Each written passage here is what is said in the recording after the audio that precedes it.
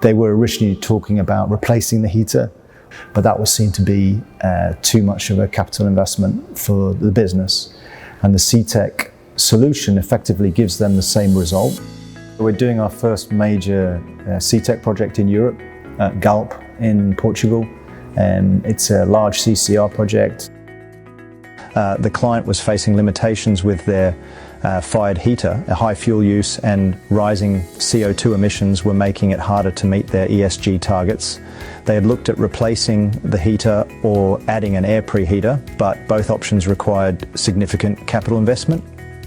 So this is where IGS's Cetek high-emissivity coating came in. And we had a very detailed engineering pre-qualification phase, which really helped us to look carefully at the information we provide and how that is conveyed in the right way, so the customer can actually understand what we're trying to do.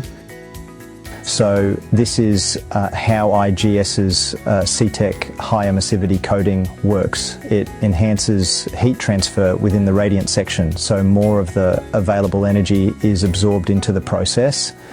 It's a straightforward way to increase efficiency and reduce CO2 without any major mechanical changes.